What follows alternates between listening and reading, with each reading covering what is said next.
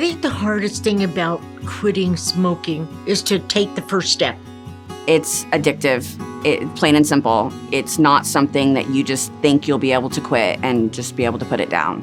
From the time I woke up to the time I went to bed, it had 100% control. I would always feel so upset with myself every time I was not able to successfully quit. So when I first called the 1-800-QUIT-NOW with the Oklahoma Tobacco Helpline, they were so caring and considerate and empathetic. And when I was struggling, wanted a cigarette, a quick coach would either text me or call me, or I knew I could call. I had heard it on the radio, commercials for the Oklahoma Tobacco Helpline, but it was actually my boss who was the one who urged me to get the free products. That was the first step.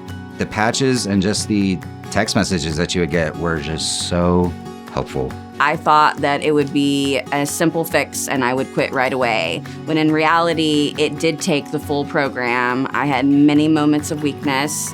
They understand what you're going through, and they can say, well, this is what I did. It's helped me. Maybe you could try this. They don't just throw something at you and say, okay, now you're on your own.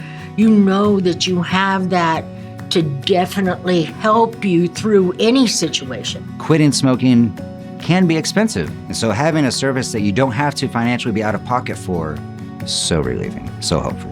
If it wasn't for the Tobacco Helpline, I wouldn't have been successful. That's how much I credit them. Calling the Oklahoma Tobacco Helpline isn't about weakness. It's about strength. If you want to quit, there is help.